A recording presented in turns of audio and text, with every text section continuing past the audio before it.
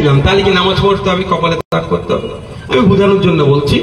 ইমাম সাহেব আছেন, হযরতজি গেছেন কি ওয়াজ করতে। ইমাম সাহেব, আমরা একটু একটু ফাঁকিবাজি হয়ে যায়, কাজে পড়ে নেই, কিন্তু উচিত নয়। যারা ইসলাম ধর্মের অনুসারী তাদের উদ্দেশ্যে বলছে, এটা ভিন্ন ধর্মের মানুষ আছে। তো 5 ওয়াক্ত নামাজ পড়ে ইমাম সাহেবের এখন কপালে দাগ নাও হতে পারে, তো ভাই সবার কি কপালে দাগ থাকে? আর ইমাম সাহেব গিয়েছে অফিসে যে আমি জমি ওয়াকফ করবো। ওয়াকফ অনেক ধরনের আছে, সহজ ভাষায় বলি 2 ধরনের, ওয়াকফে লিল্লাহ, ওয়াকফে আওলাদ। ওয়াকফে লিল্লাহটা কি? মাদ্রাসা, মসজিদ, আল্লাহর রাস্তায় যেগুলো উৎসর্গ করা হয়। আর ওয়াকফে আওলাদ, আপনি দেখলেন ইটাহার ওই যে হাইওয়েটা যাচ্ছে, ওর পাশে আপনার 1 বিঘে জমি কিনেছেন অনেক কষ্ট করে, জমির দাম প্রচুর। ওই জমিটা আপনার অবর্তমানে আপনার 2টো ছেলে আছে, বিক্রি করে দিতে পারে, তাহলে গেল তো। পরে যদি ওখানে একটা বড় হোটেল হয়, ছেলেটা গিয়ে কি বলবে, দেখো তার ছেলেরা আমার দাদুর এই জায়গাটা ছিল, কিন্তু ছিল, ওর গল্প শেষ, কারণ বিক্রি করেছে, টাকা তুলে খেয়ে নিয়েছে। তাহলে ওয়াকফে আওলাদ কি হয়? ওটা ওয়াকফ বোর্ডের মাধ্যমে ছেলেদের কাছে জমিটা থাকে, দেখভাল, চাষাবাদ, প্রমোটিং, বিল্ডিং করতে পারবে, বিক্রি করতে পারবে না। ওয়ান্স অফ অলওয়েজ অফ, একবার অফ করলে সারা জীবনের মতো হলো। ফলে কি হবে? আপনার জমিটা আপনার ছেলে ভোগ করলো, তার ছেলে মানে আপনার পুতা, তার ছেলে তার ছেলে তার ছেলে ভোগ করতেই থাকলো, ওই জমিটা বিক্রি করতে পারবে না। এটা সিকিউর হলো। এই জন্য অনেকে ওয়াকফে আওলাদ করে যায়। মোদিজি নতুন আইন নিয়েছে মুসলমানদের ভালো করতে না, ভালো করার নামে। ওয়াকফে লিল্লাহর কথা আমি ছেড়ে দিলাম, ওয়াকফে আওলাদও আপনি আর করতে পারবেন না।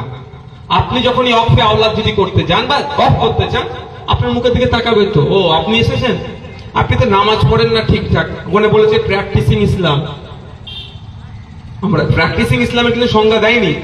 বললো আপনি তো ঠিকঠাক নামাজ পড়েন না 5 বছর ধরে, আপনার কপালে দাগ নেই, যাও মশাই ঘরে যাও, আগে ভালো করে মুসলমান হয়ে এসো, তারপরে কি করবে? অফ করবে। বেচারা ইমাম সাহেব বলছে, আমি নিজে ইমাম, আমি আমার পেছনে লোক নামাজ পড়ে, আমি বলছি নামাজ পড়েনি, রাগে গিয়ে কপালে হয়তো কিছু দিয়ে ছিঁড়াছিঁড়ি করে তো দাগ করে নিয়েছে। পরের সপ্তাহে অফিসে গেছে, এটা ভালো ঠান্ডা মাথায় বুঝবেন আমি কি বুঝাতে চাইছি। পরের সপ্তাহে অফিসে গেছে, গিয়ে কি হয়েছে, স্যার দেখুন আমার কপালে দাগ। ও আচ্ছা, কপালে দাগ। এবারে 29টা রোজা গিয়েছিল, আপনি তো 4টে রোজা ছেড়ে দিয়েছেন, যান 5 বছর ধরে ভালো করে রোজা রাখবেন, তারপরে আসবেন। কি হবে তখন? কি হবে বলে ইমাম সাহেব প্রমাণ করাতে পারবে? পৃথিবীতে কোন মেশিন আছে গায়ে লাগিয়ে এইবারে আমি 29টার মধ্যে কটা রোজা রেখেছি প্রমাণ করানোর জন্য?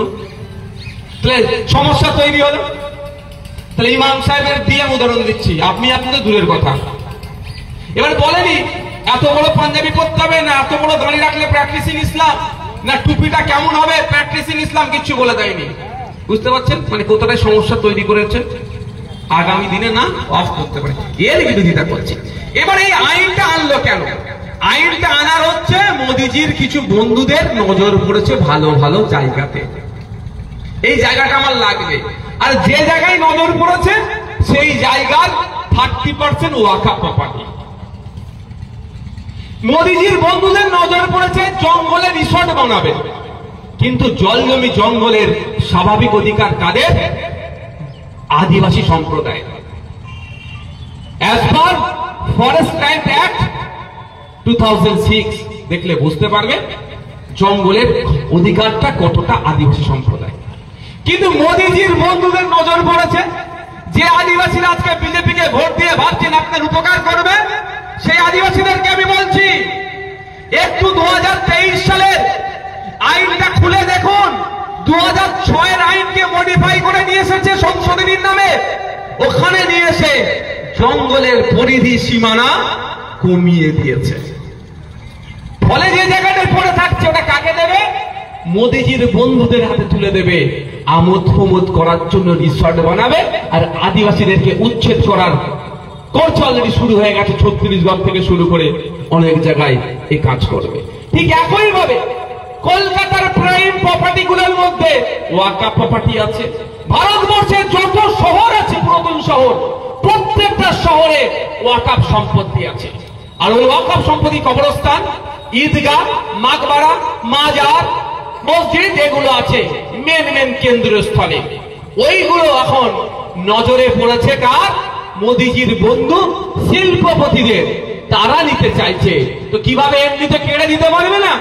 মোদিজিকে দিয়ে নতুন আইন তৈরি করে, ঠিক যেভাবে আদিবাসীদের হাত থেকে জঙ্গলগুলো কেড়ে নেওয়ার জন্য আইন তৈরি করেছেন, মুসলমানদের হাত থেকে ওয়াকফ সম্পত্তি কেড়ে নেওয়ার জন্য ঘুরপথে আইন তৈরি করেছে। কেমন ভাবে কাটছে আপনারা একটু জেনে রাখুন।